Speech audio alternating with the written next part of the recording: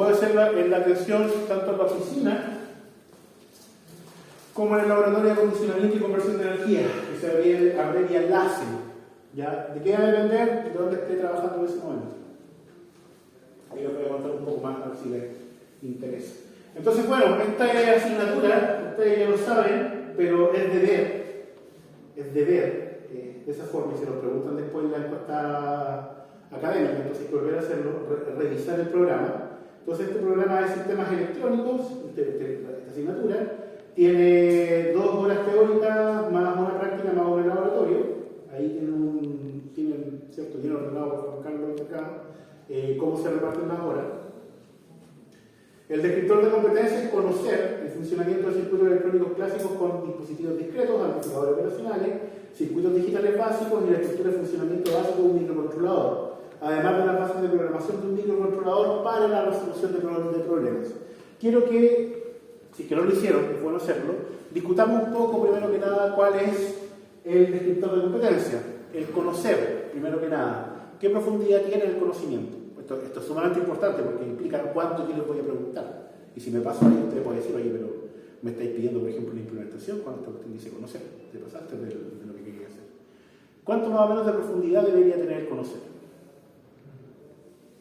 ¿Es muy profundo, es de especialista o es simplemente de conocimiento general? Ahí su nombre ya lo dice. Es conocimiento general. ¿Ya? Por lo tanto, ustedes en el fondo en este momento lo que están viendo en el sistema electrónico es una serie de herramientas, y considérenlo de esa forma, pero solamente las tienen que conocer. ¿Conoce el martillo?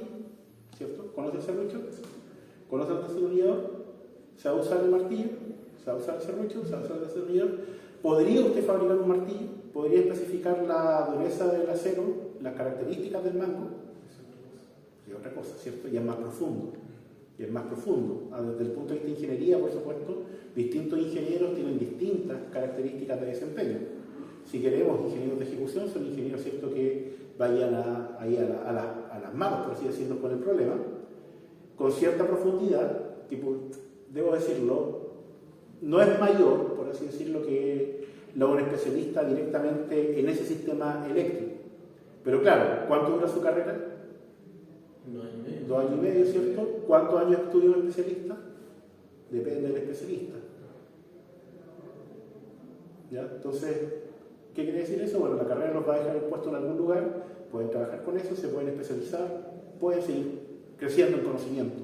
Y eso es bueno, eso es buenísimo, sobre todo por una carrera ágil. A mí me gusta definirlas de esa forma, carreras ágiles de 2, 4 años, ¿cierto? No carreras de 6 años que terminan durando 8. Que cuestan más tiempo y que de repente, por ejemplo, tampoco llevan al mercado laboral que ustedes quieran. Si ustedes después ven que el mercado les exige un poco más, estudian un poco más y van creciendo.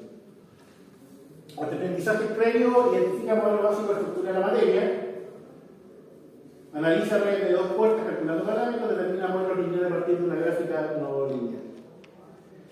¿A dónde nos vamos a ir nosotros?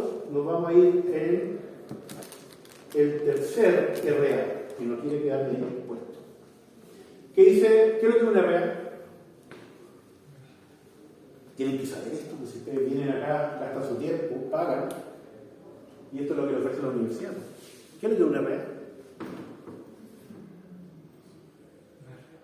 Resultado de aprendizaje. Si ustedes ven el programa, cualquier programa, ustedes tienen resultados de aprendizaje y ustedes con eso saben qué es lo que yo tengo que saber al final de esto. Es importante que lo sepan, porque con eso los evalúan. Insisto, si yo después, por ejemplo, les digo el resultado de aprendizaje es conocer, y después les digo implemente, diseñe y propongo una nueva metodología, no tiene nada que ver con lo que están pagando. Por el contrario, si les pido conocer y después les cuento cualquier otra cosa y me gasto la clase hablando de esto, por ejemplo, y me gasté así todas las clases y usted no aprendió nada, usted podría exigirlo y este gallo no hizo la pega. Es necesario que lo reflexionen. Me molestan estos 2 monitores de esta forma porque tengo gente aquí que va a ver allá, pero el resto no ve y me pasa lo mismo allá. Entonces, si se pueden poner más en alguna parte para que me ayuden en esto en el fondo. Entonces, ¿cuál es el resultado del aprendizaje? Determina los parámetros de conversor analógico digital y digital analógico. Eso significa AD y DA, lo vamos a ver más adelante, en la adquisición de señales y resuelve operaciones numéricas en base binaria aplicando principios del álgebra de Boole, verificando los cálculos teóricos con mediciones realizadas en laboratorio. Por lo tanto, ¿qué pueden ver aquí? Primero que van a tener el laboratorio de esto, porque le están diciendo que el resultado tiene resultados del laboratorio. El profesor Correa me dijo que algo le deja bien al lado. Creo que un conversor analógico digital o digital analógico. Lo vieron con él, me dijo. Si no, me dijo. Sí, en la sesión de la magnitud. ¿Ah? O sea, como he visto la automatización, lo raro que estoy era, por ejemplo, yo me captaba una señal ¿cierto? Física y eso pasaba con proceso de transmisión de datos. Ya, ahí datos. Bien, ahí aparece una palabra importante, datos. Claro, y eso, mediante un traductor, si no me recuerdo, llega a mí una señal digital. ¿Ya? ¿Alguien más de lo que vieron con yo? Porque eso lo viste en la otra carrera, se soltamos. Pero ya ¿Los rectificadores? Ya, pero los rectificadores no los conversores. Rectificadores, sí, puede haber un error de concepto porque los rectificadores entran en la categoría de convertidores. ¿Escucharon la palabra convertidores por los rectificadores? ¿No? De hecho, a mí me puede contar un poco más qué hago yo. Me gusta contar lo que hago. Oiga, soy incómoda porque los moví de allá y ahora tengo un pilar aquí. Sí, si quiero hablar con don Juan Carlos porque le pedí si podíamos por último ir turnando entre los cursos, turnando la sala, porque la única sala decente es la que está allá. Ya. Las otras dos son iguales y son tan más Es por el distribuidas. problema, por la contingencia que tenemos. Pero uno la ve y dice, oye, qué tontera. Bueno, un poco para marcar la diferencia, y lo voy a hacer aquí, lo lamento por lo que se puso más es de que cuando ustedes tienen un convertidor, en este caso, y ahí puede haber también una complicación, generalmente un convertidor de potencia se le pone de una forma, de esta forma, AC/DC o DC a AC. Tuvieron recién máquinas eléctricas, tienen que haber visto inversores, como se los tienen que haber mencionado, ¿no? Sí. ¿Cierto? ¿Qué es lo que hace el inversor? Es de la característica de continua alterna, generalmente, en realidad, ¿cierto? Es una conexión de convertidores de alterna continua, continua alterna, y con eso, ¿cierto? Como tenemos la conversión alterna, con un equipo de electrónica de potencia, podemos manipular tanto el voltaje como la frecuencia y por lo tanto podemos darle las características de forma de onda que el motor requiere para su funcionamiento. ¿Ya? Estos de aquí se llaman convertidores, pero lo voy a escribir con mayúscula y grande, de potencia, y como es cierto eléctrica, es potencia eléctrica. ¿Ya? Y aquí en general hay una fuente de continua, de alterna en este caso, que puede ser monofásica o trifásica, y acá lo que tenemos es una carga en continua, y en este caso lo que tenemos acá es una fuente en continua, y lo que tenemos acá es una carga, una carga en alterna. Van a tener otro ramo que espero que se lo haga yo, que se llama electrónica de potencia y accionamiento. Ya llevo la parte de electrónica de potencia, donde ahí le damos como caja esta cosa, que sigue siendo electrónica, y de nuevo es necesario conocer la electrónica como herramienta, porque ustedes, cierto, el día de mañana no van a trabajar con convertidores directamente, pero sí tienen que saber chutar. Si tengo la máquina, tengo un convertidor, el convertidor funciona de esta forma, y como yo sé que funciona de esta forma, si yo pongo un instrumento y mido, y no veo lo que debe ser, es porque el convertidor está fallando. Entonces eso me permite determinar fallas. Pero no es esto. Me fui para el otro lado y por supuesto no es esto. ¿Qué es lo que son los convertidores que vamos a ver acá? Son convertidores, vamos a tener las mismas cajitas, que en español es conversor de C analógico a digital. Entonces, ¿qué es lo que vamos a tener aquí? ¿Y qué es lo que vamos a tener acá? Cambia con respecto a lo que habíamos visto anteriormente. Y el otro conversor es un conversor también de A, ya del digital a analógico. Entonces ahora que siempre estamos viendo, y grábenselo de esta forma, el ramo se llama sistema electrónico, tengo que mirar siempre el nombre, se me olvida el nombre del ramo, pero esta área que vamos a ver en realidad se llama, ¿cómo se llama? Muy bien, sistemas digitales. Sistemas digitales. Entonces, en este que es digital a analógico, vamos a tener una señal digital y vamos a después sacar al otro lado un valor analógico. Un valor analógico, una señal analógica, es una señal que varía suave en el tiempo, esa que es como una sinusoidal, ¿ya? Pero podría ser eso, Y una vez que se convierte en un registro digital, aquí básicamente tenemos combinaciones de 1 y 0 en el tiempo. Eso es de esta forma bastante aleatoria. Y acá, por este otro lado, tenemos la señal o el registro digital con 1 y 0, ¿cierto? Hay un Biomatrix que cumple 25 años ahora. Yo lo vi en el cine cuando salí del colegio. Y por el otro lado, tenemos una señal que lamentablemente no va a mantener las características de la señal analógica, sino que va a estar escalonada. Sistemas digitales, entonces. Ahora yo le quiero decir el nombre de sistemas digitales, déjenme y no decir sistema electrónico, que aunque lo engloba mejor, aquí es cierto que son tenemos que ser sistemas digitales. Cuéntenme. ¿Esto tiene que ver con las compuertas lógicas o nada que ver? Va un poco para allá. Hay compuertas lógicas, hay compuertas lógicas. Pero insisto, estos sistemas digitales. ¿Ya? Voy a seguir viendo aquí únicamente el RA.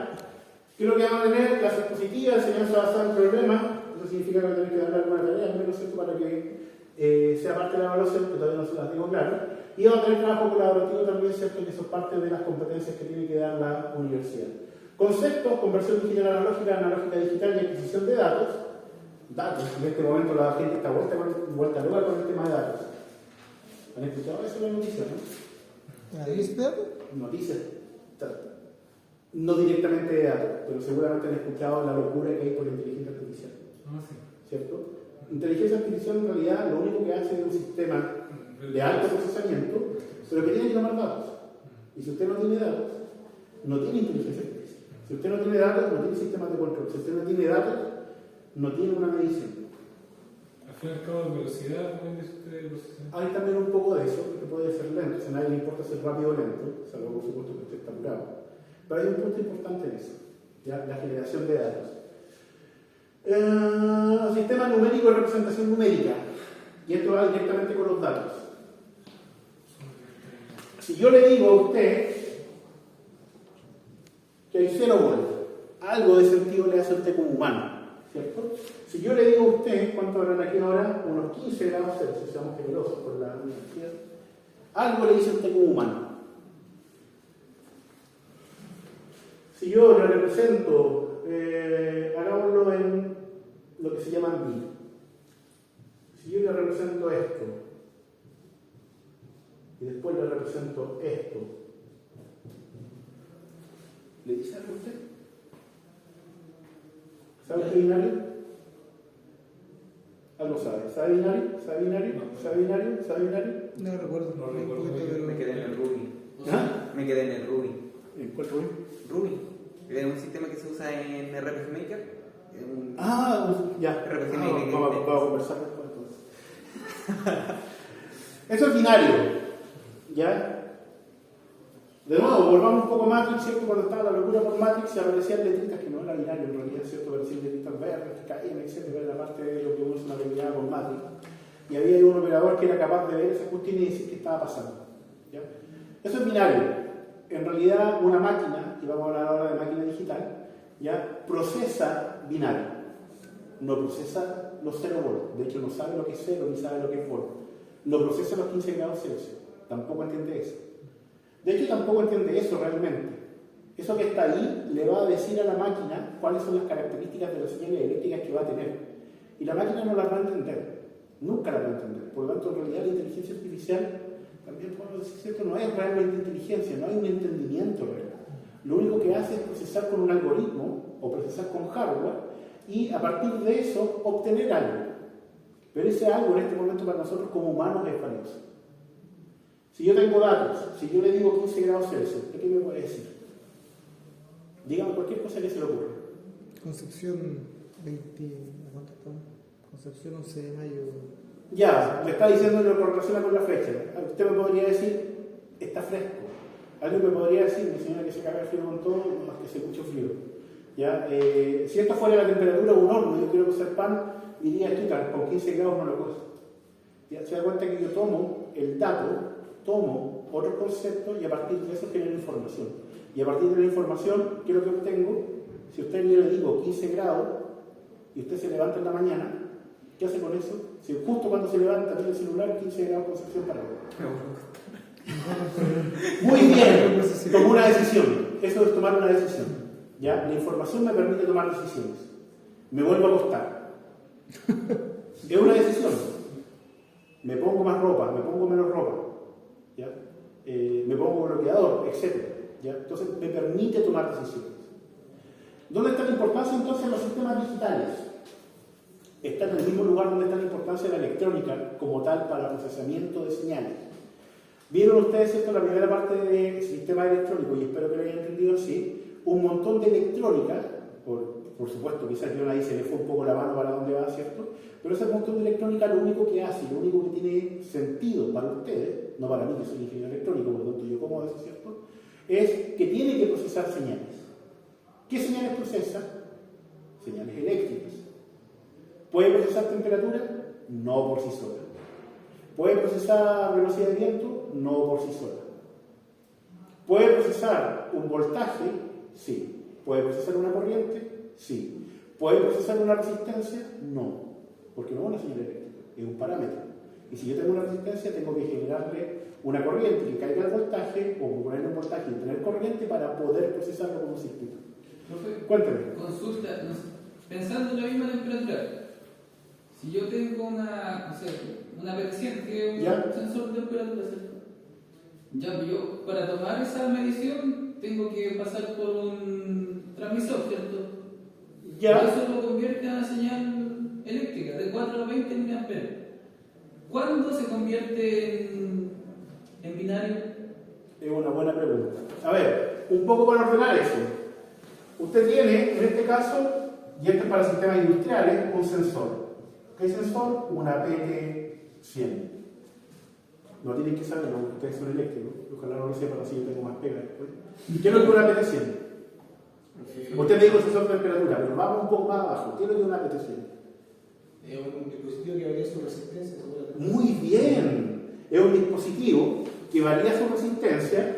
Entonces uno puede graficar su resistencia en función de la temperatura, y lo único que yo sé es que para 0 grados Celsius esta resistencia es de 100 ohms.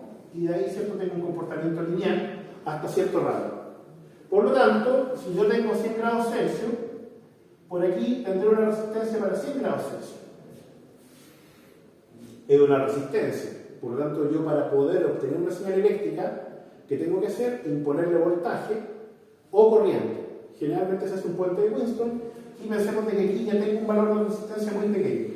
Pero ya ahí ya tengo un valor o un sistema que convierte de resistencia a voltaje. Muy pequeño. Después viene lo que se llama un sistema de acondicionamiento, que amplifica la señal, y después podría venir perfectamente un sistema de conversión, todo esto es voltaje, hay voltaje aquí, que convierta para transmisión de voltaje a corriente, de forma de que en ese momento yo por fin tengo los 4 mA a 20 mA. ¿Y qué he hecho con esto? Que esta curva, o esta recta en este caso, que es de temperatura a resistencia, se termine convirtiendo con todo eso en algo conocido de temperatura corriente, donde debe tener 4 por aquí miliamperes, puede tener por aquí 20 miliamperes, ¿cierto? Y el rango de temperatura lo dejo ojalá lineal. Todo eso es analogía. La pregunta a su compañero es: ¿en qué momento se vuelve binario? Primero, ¿es necesario que sea binario? Es un depende. Si yo quiero esto aquí en un display, en un indicador, en una aguja, no es necesario.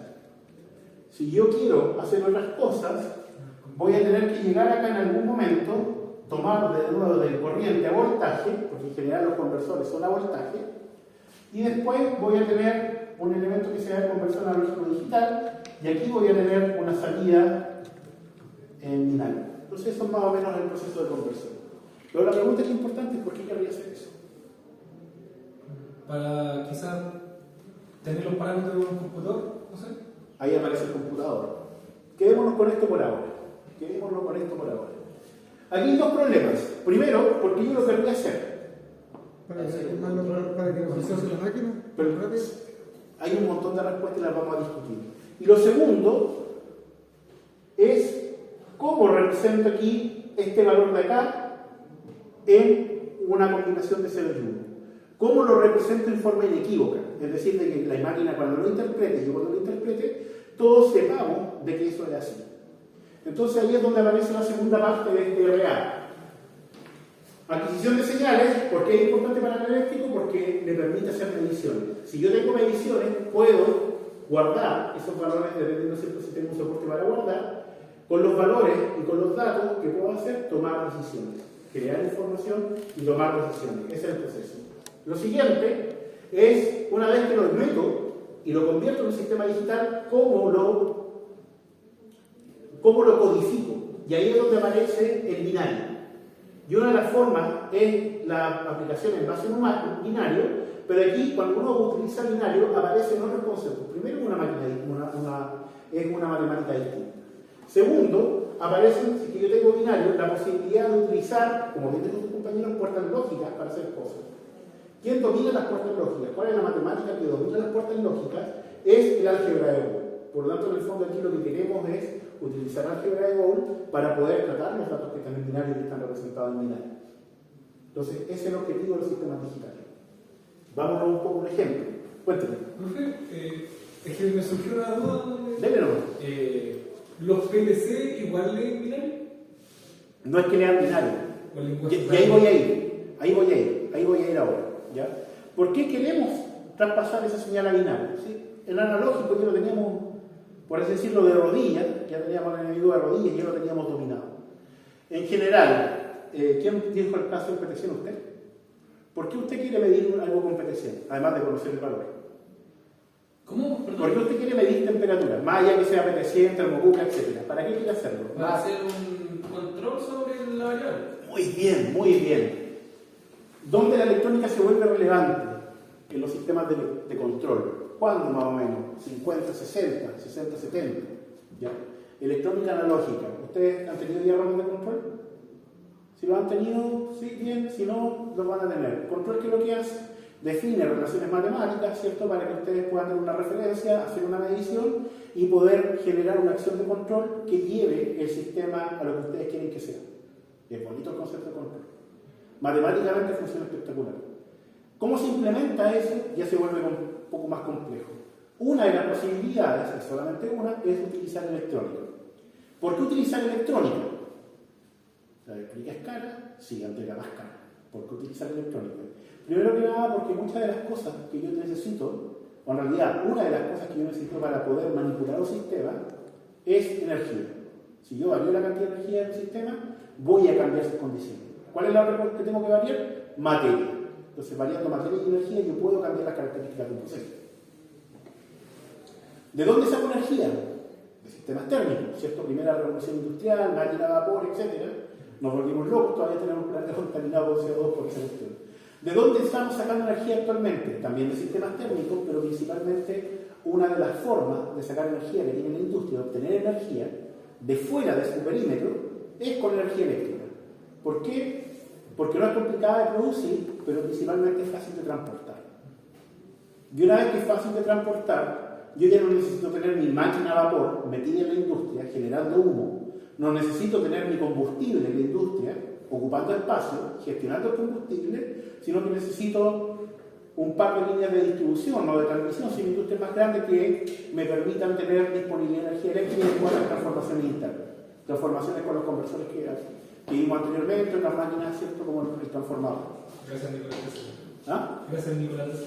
Por ejemplo. Ahora, ¿dónde entra la electrónica? La electrónica entra cuando ya queremos hacer cosas sobre el control y nos damos cuenta de que, chuta, si tenemos energía eléctrica disponible, ¿por qué no utilizarla para hacer procesamiento de datos?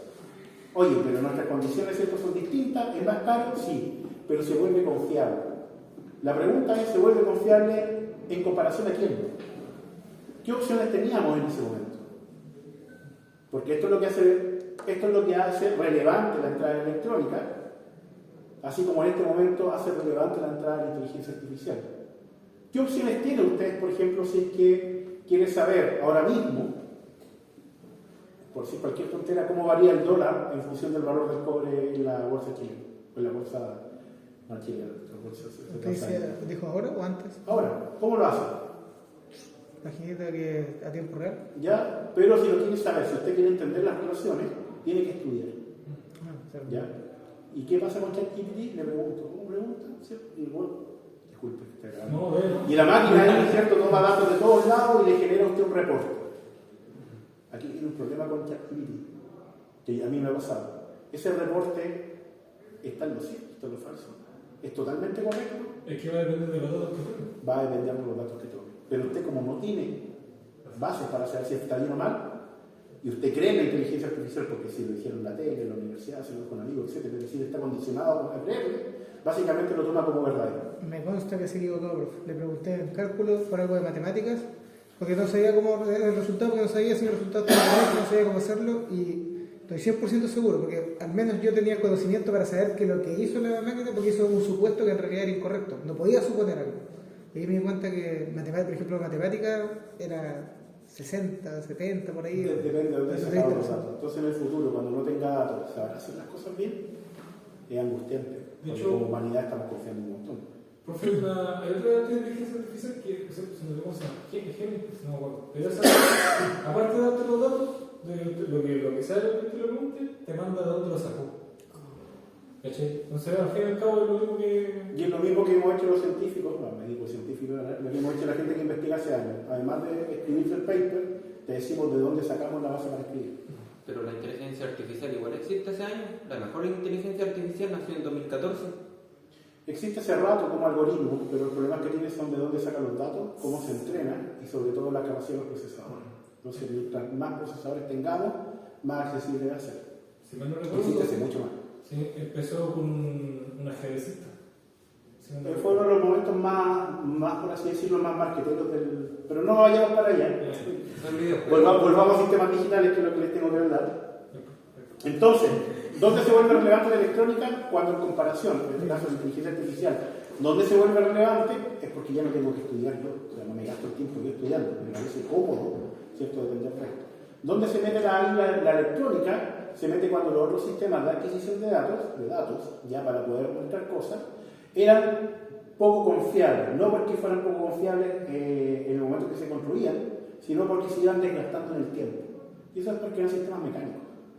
Entonces, en comparación con los sistemas mecánicos, la electrónica terminó siendo más confiable.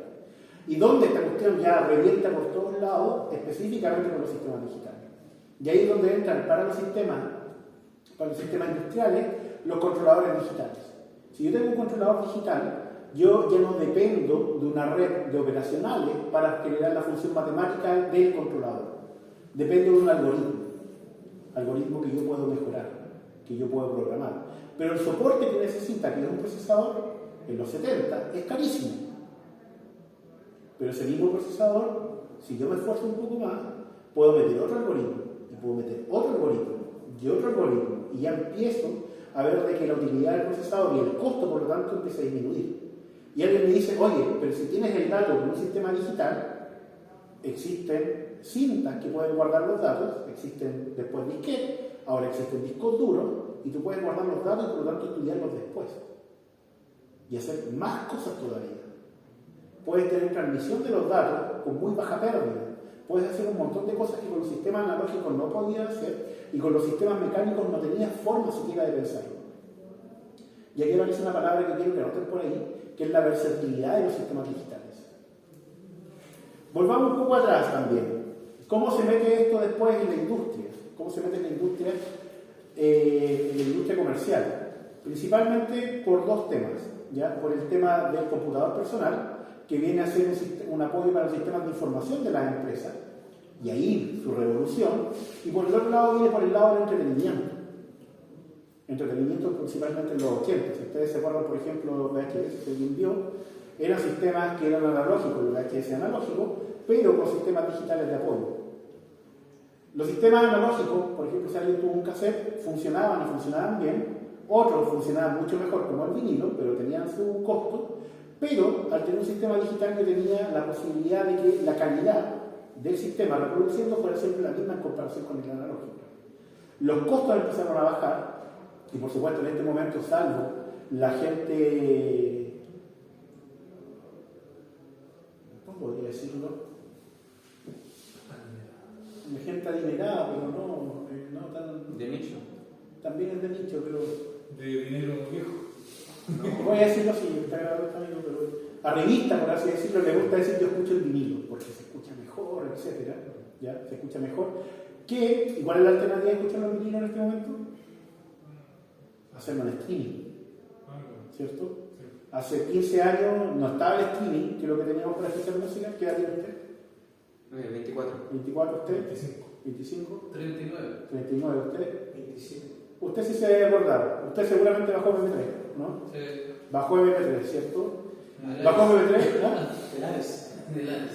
Bajó MP3, lo metía ¿cierto? En su pendrive, lo metía aquí, estaba adinerado en un iPod y ahí seguía escuchando siempre y decía, oye, tengo, que es lo que decía Steve Jobs al principio, tengo 1000 canciones en el primer iPod. Es una locura. ¿Cuántas canciones cayeron en un cassette? 20, con suerte. En un cierto tiempo. ¿Cuántas canciones? Sí. ¿Ah? El Walmart. ¿Y qué? El Walmart. El iPod. No. El Walmart de Sony, claro, con la casetera. Entonces era una locura. ¿Y por qué podían hacerlo? Por los sistemas digitales. Y ahí viene la otra parte de los sistemas digitales, ¿cierto? Aquí tenemos el conversor digital analógico, pero ¿qué pasa ahora, por ejemplo, con la música digital? ¿Desde cuándo tenemos música digital? Hace rato. Desde los 80 con el CD. El CD ya era un medio digital.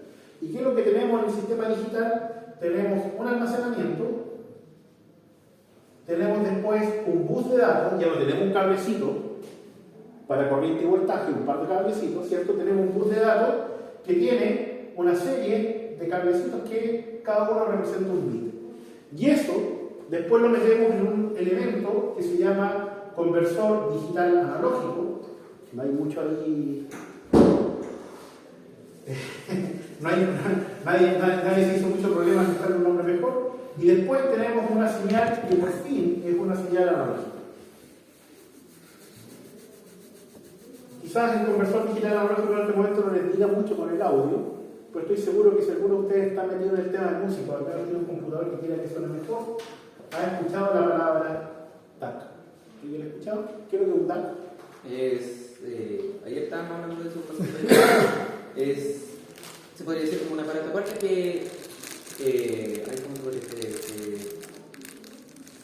toma la señal de otra forma. No sé cómo explicarlo. Yo lo voy a explicar. Es digital to analog converter. Y lo único que hace es tener un conversor digital analógico, que yo se lo puse ahí con el nombre en español, por eso CDA, de alto desempeño, más una etapa de potencia, voy a poner solamente P, para que no haya una P, una etapa de potencia eléctrica, para que los datos que están almacenados puedan ser transferidos con una señal de muy buena calidad y después con una característica de potencia de muy buena calidad. ¿A dónde? A un parlante. Y por lo tanto lo que usted escuche, ¿cierto?, termina teniendo la calidad prácticamente original de lo que está en almacenamiento y no la calidad más o menos, ¿cierto?, que podía tener con un conversor de menor desempeño o con parlantes de menor desempeño. No tiene sentido si usted se compra un DAC de última generación y lo escucha después con unos parlantes primitivos, ¿ya? Porque en el fondo todo lo que usted invirtió para tener una buena señal, el parlante no va a ser capaz de replicarlo. De la misma forma, no tiene sentido de que usted se compre unos parlantes espectaculares del mercado y tenga el DAC del computador, la salida directa del computador, porque primero no tiene potencia suficiente, ¿cierto? Y el que construyó el computador no se preocupó o no estaba buscando un alto desempeño de audio, salvo algunas partes. Sony, por ejemplo, hasta por el 2010 existía la marca Vaio, y Vaio tenía muy buenas pantallas y muy buen audio y muy buenos parlantes. ¿Ya? Después desapareció el mercado, por supuesto no era tan de nicho, aparecieron las tablets y a la gente no le importaba tanto. Pero todo depende de lo que usted tenga en el almacenamiento. Si usted tiene en el almacenamiento el MP3 bajado del área, ¿cierto?, con la peor resolución posible, se va a escuchar mal, se va a escuchar como radio M.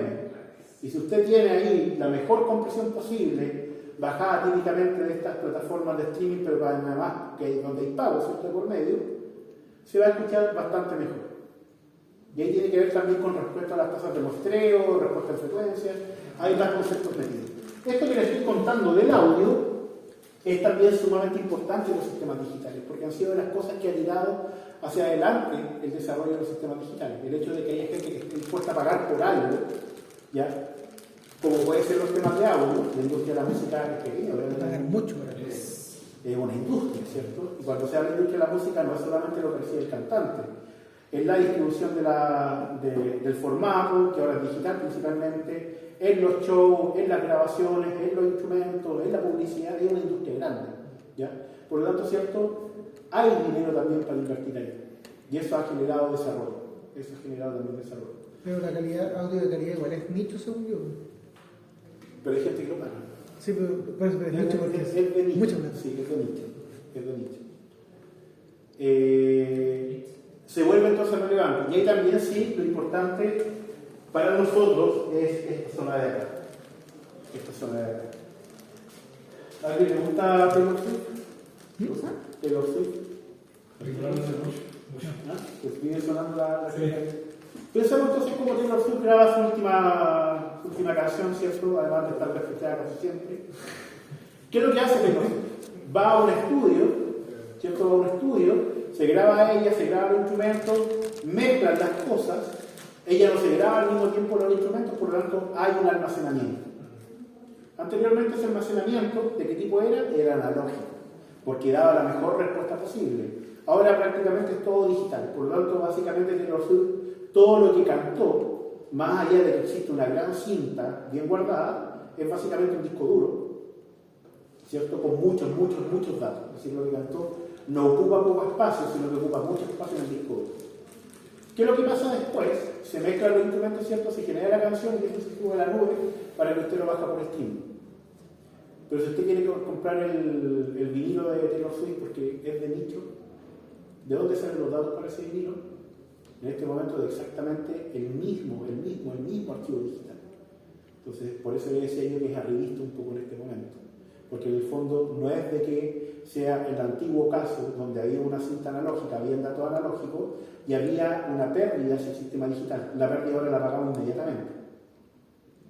De hecho, es triste lo que les voy a contar, pero se descubrió hace poco de que había algunos discos de vinilo que son carísimos, en que los másters que se habían utilizado para poder hacerlo eran básicamente las grabaciones digitales que se tenían. Es decir, no venía de las características del gallo tocando la guitarra con todos sus armónicos bien adquiridos, sino que venía ya del sistema digital y que no era por lo tanto muy distinto de haberlo bajado en streaming. Todo eso entonces lo tenemos que comprender, no solamente para audio, sino que vienen los temas de los sistemas de control. Volvemos entonces, ¿por qué yo quería hacer un sistema de control? Porque el PLC, que es una máquina digital, y ahí está su respuesta, ¿cierto? Es tan versátil porque en el procesador yo puedo meter un montón de controladores y además de los controladores puedo meter alarmas, se vuelve versátil. ¿Por qué en este momento el negocio de la música ya no es problema tener el reproductor de CD, por ejemplo, que parecía en los 2000 o 90, o tener el Walkman, o tener el iPod? Porque si yo me lo tomo en el bolsillo, creo que tengo un celular que está conectado prácticamente todo el tiempo a internet y aquí escucho mi música. ¿Suena bien el celular? Depende del celular que he comprado. Sony, por ejemplo, no. Apple, por ejemplo, ya decidió, ya no tenemos la salida analógica del celular. Ahora tenemos solamente Bluetooth.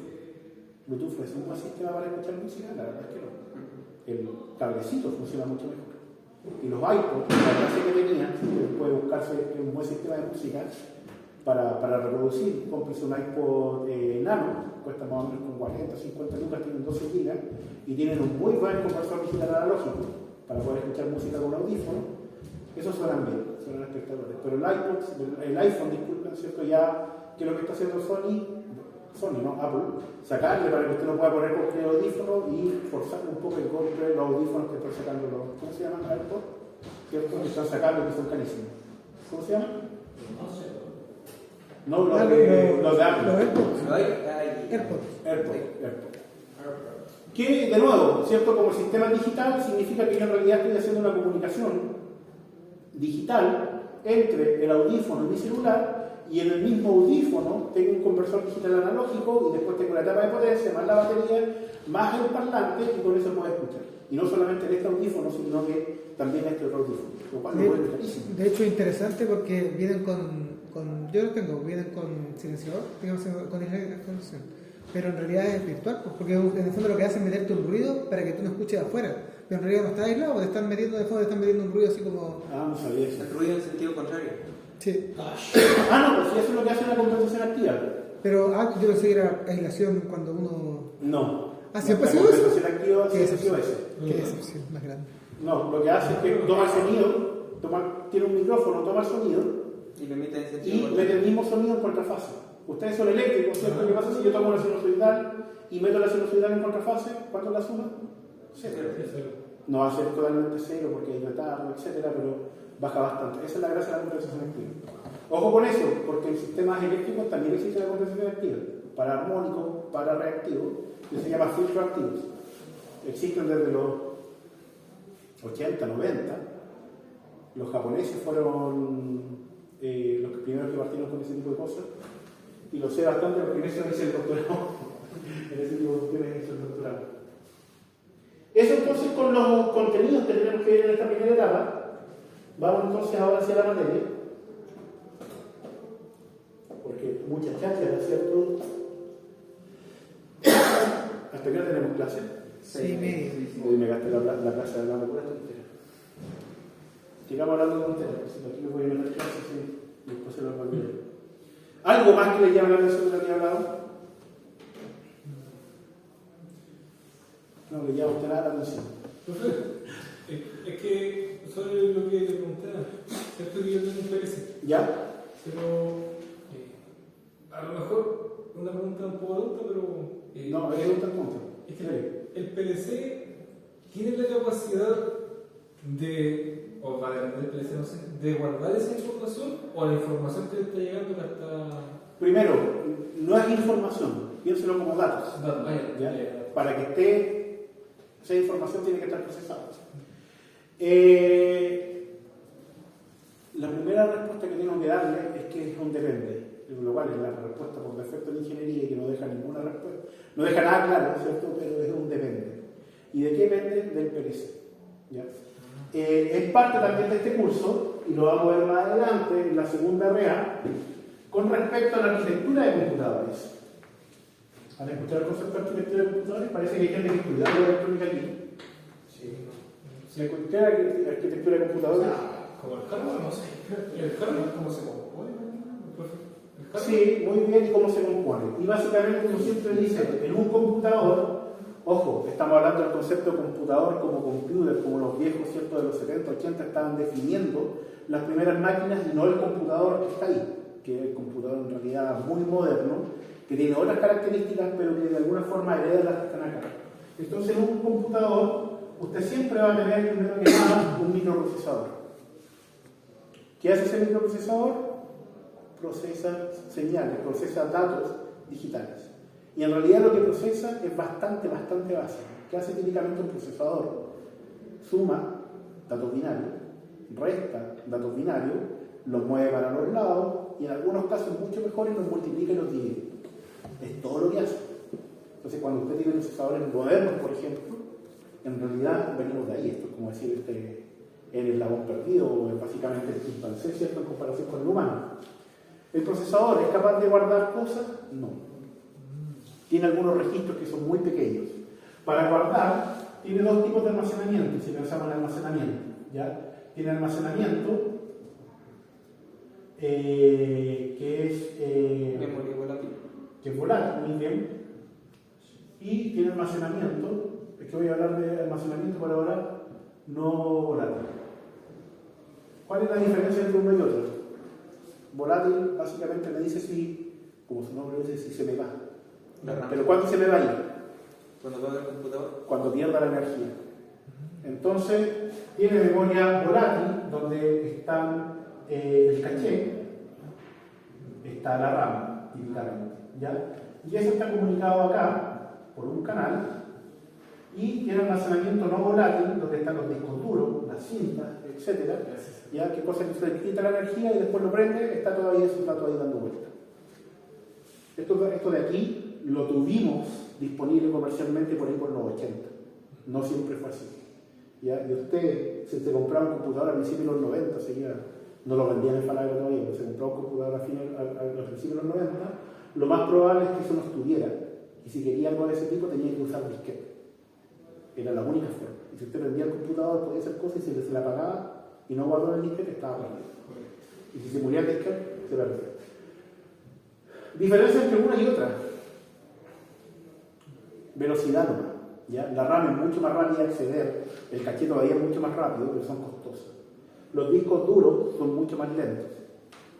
Si usted piensa, por ejemplo, un disco duro, los que tuvieron la oportunidad de usar un disco duro IDE, de esos que sonaban cuando yo estaba ocupando, todavía pueden pillar algunos en la U.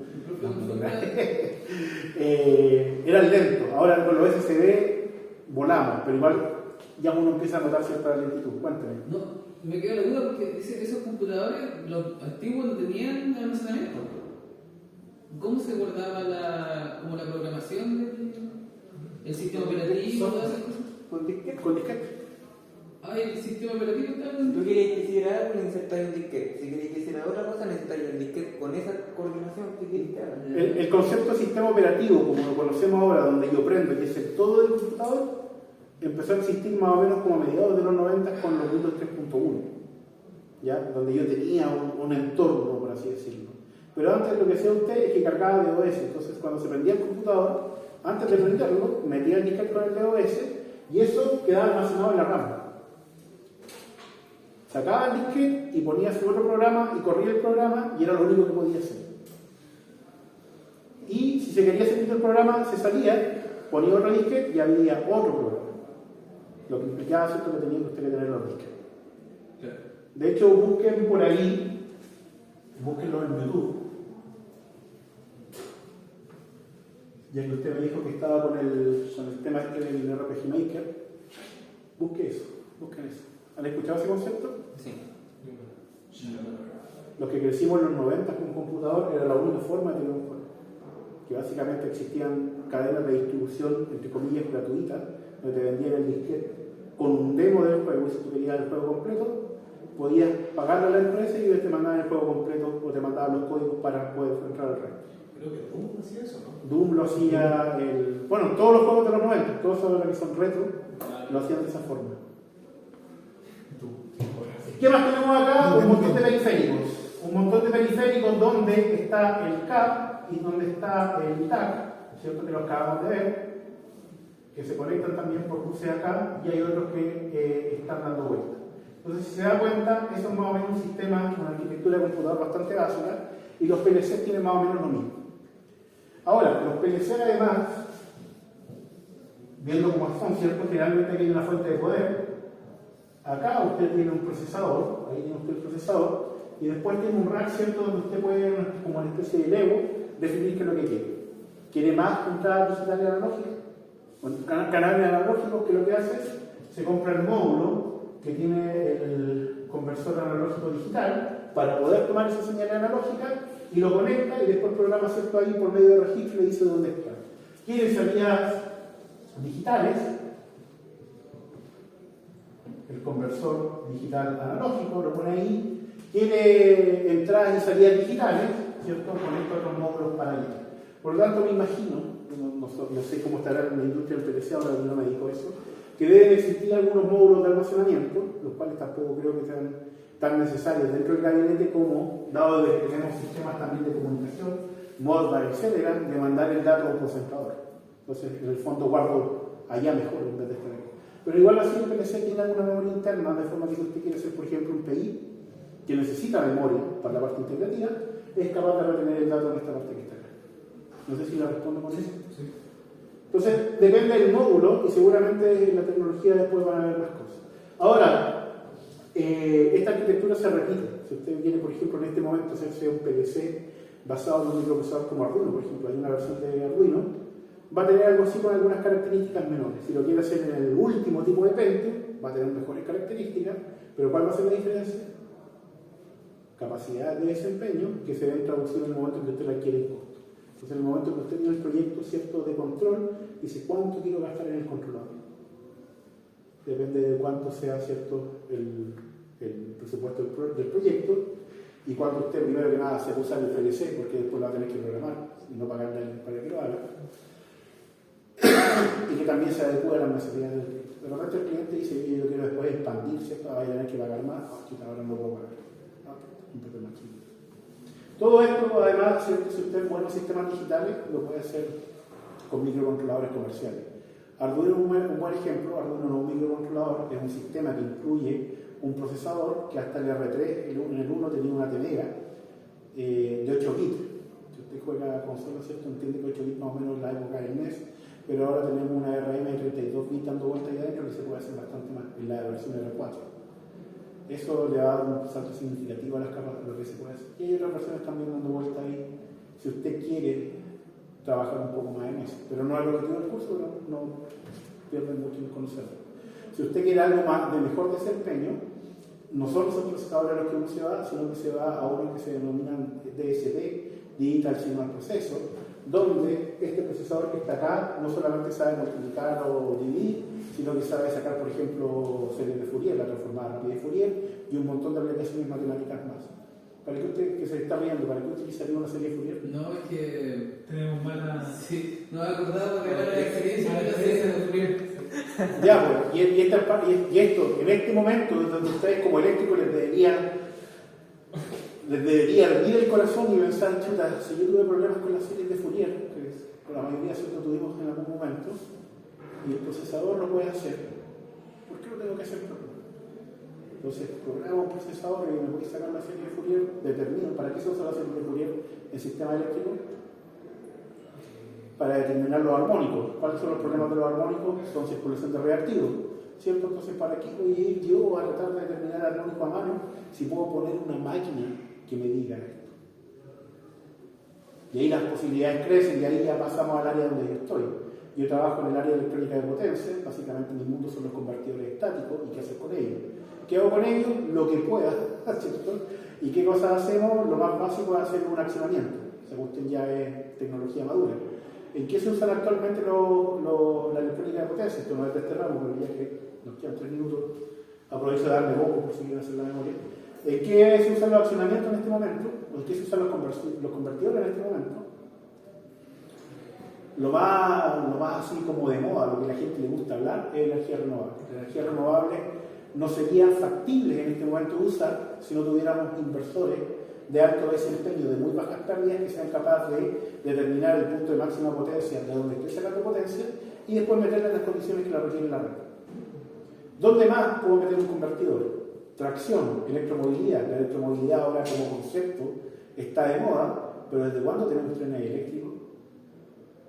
Desde la mitad del siglo XX.